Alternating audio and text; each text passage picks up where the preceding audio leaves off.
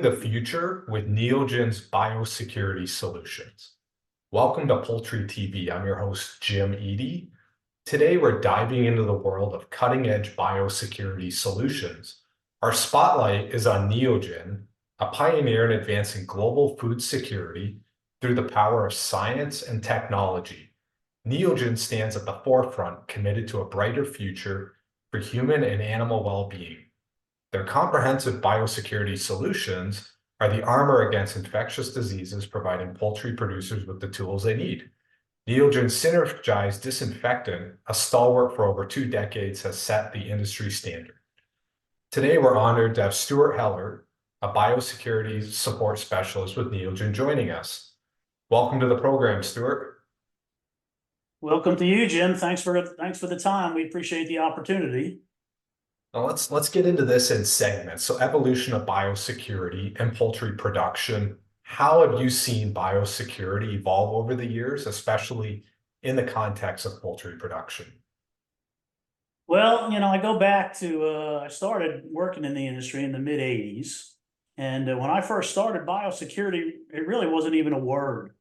We talked about sanitation and hygiene and things of that nature. But as it turns out, we really weren't too far off, because when we checked the dictionary, we checked the Webster's dictionary, and it actually defined sanitation as the means by which health was protected. So we kind of knew we were on the right track. Obviously, through the years, biosecurity has evolved into something far more comprehensive and all-encompassing. We as an industry, we started to understand that fomites, inanimate objects, equipment, and man were the basic transmitters of disease. We carry it with us from one location to another, so we started addressing those concerns through intervention techniques like limiting visitation between farms, making sure we had downtime between farm visits. We got into shower in, shower out protocols. If that wasn't available or possible, we were recommending disposable coveralls, plastic boots, hair nets, all this kind of stuff. And in poultry in particular, we started paying a little more attention to the vehicles that are actually hauling these eggs, to and from hatcheries and farms. So obviously biosecurity became a heck of a lot more than just cleaning and disinfecting. Is there any more light you can shed on the contributions Neogen has had for the transformative journey of biosecurity? Well, we were early adopters for things like foaming applications. More recently, we've been involved with the development of phosphate-free type products. I think one of the things that we tried to center on was showing people how biosecurity really was an effective technique. It's a very intangible process. Nobody sees disinfectants, killing microorganisms. That's why we call them microorganisms. So when people ask, does biosecurity work?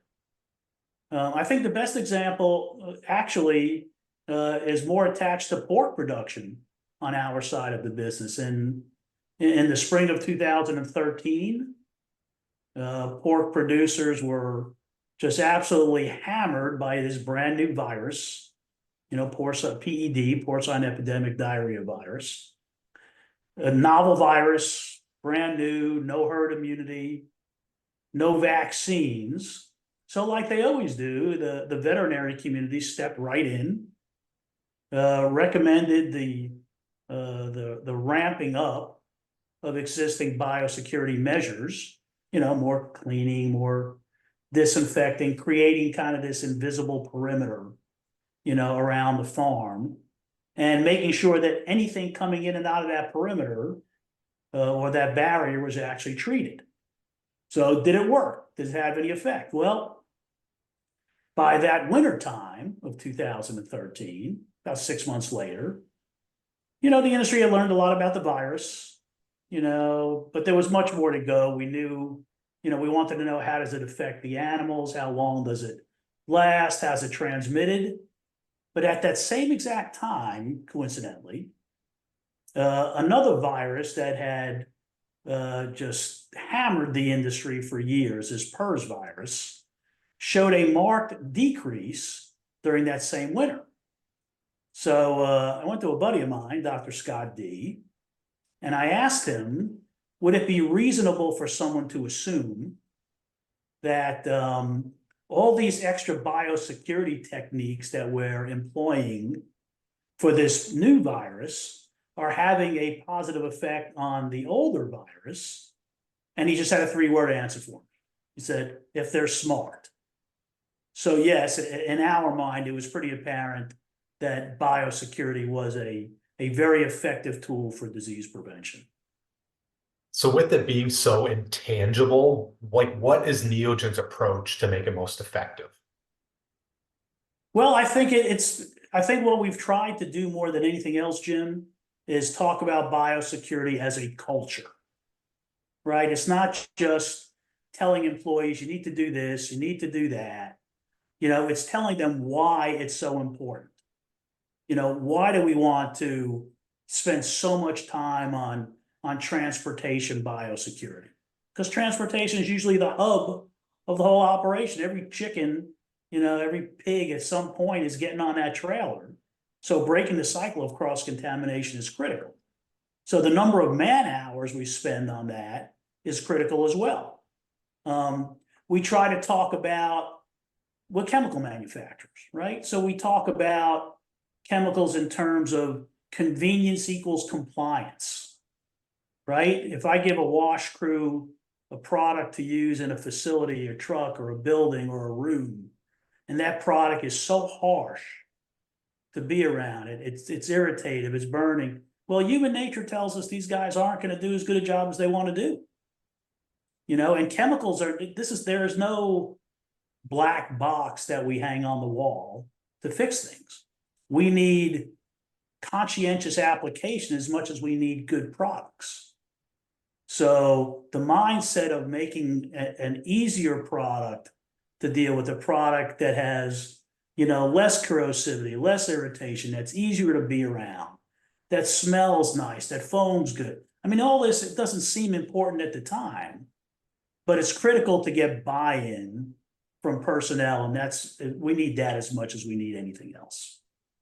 So what about sustainability and biosecurity protocols? How, with environmental stewardship, how does that tie in with Neogen? Well, it's getting bigger and bigger, right? And, even going back 20 years, there are so many more, especially here in the States, so many more townships and municipalities that are limiting or banning the use of phosphates. And they're basically they're doing that to preserve aquaculture, right? The science is pretty basic. Phosphates encourage the growth of algae. Algae absorbs all the oxygen out of ponds and lagoons and prevents oxygen from getting down to the life at the bottom of these lagoons. So my opinion, and I think Neogen's take on all this, is that nobody is against this line of thinking. There are every producer would love to be able to pat himself on the shoulder and go, I'm doing my part, right? I'm looking for sustainability. I'm looking for phosphate-free products. I want to do a good job.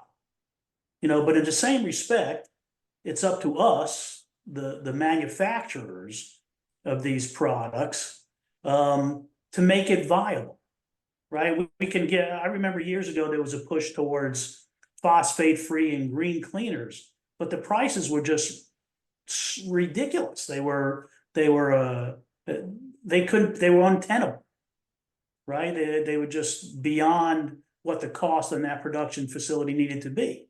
So it's our job to be able to provide these sustainable type products, but still make them reasonable cost-wise, so that they can be afforded to put into the program. So Stu, when we talk about navigating disease outbreaks, do you have some lessons from avian influenza, or how can Neogen be a part of that solution? Yeah, recently, so AI, AI is it's a regular occurrence. Unfortunately, it's become endemic. There's been rarely a season we go through where it doesn't hit, and we've seen people approach it in a lot of different ways. Um, I think more recently, believe it or not, we've seen situation where folks are going to what I would call a double disinfecting kind of system, right? Where they will actually, go in, prior to bird placement and do a total clean out and scrape it down and do their cleaning and disinfecting. Wait 48 hours and then do it again, kind of like as their safety net to make sure that if they didn't get something the first time, they're going to get it the second. Now, we have no objection to that. We think there could be some solid premise behind it. But if you're going to do that, then we certainly would encourage the use of different types of chemistries. There's plenty to choose from.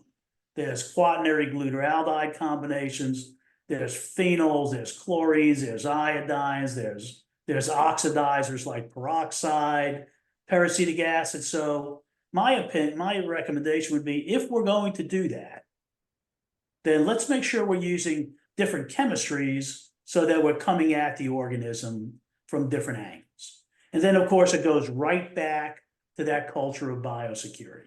We're going to create the bigger the problem, the more comprehensive our program. We all start out the day.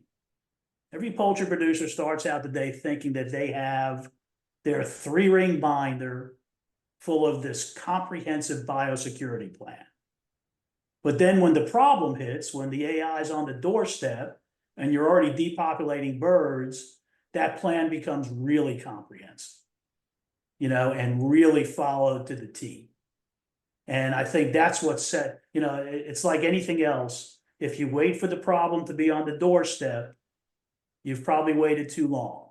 So in our opinion, it's always about the preventative aspect of it. How do we prevent rather than treat sick animals? So, any closing thoughts on biosecurity in general, or key takeaways for listeners on how important biosecurity is? I know prevention is number one. What's the final thoughts, Stu? Well, I think one of the easiest things to do is you go to the USDA APHIS website and you look at the attention that they pay towards the prevention and the control of HPAI. They talk a great deal about simple, what we would consider mundane things. Use of boot baths, hand washing. We're all handling animals all the time. Thorough cleaning and disinfecting, especially in the transport sector, where we have people going farm to farm.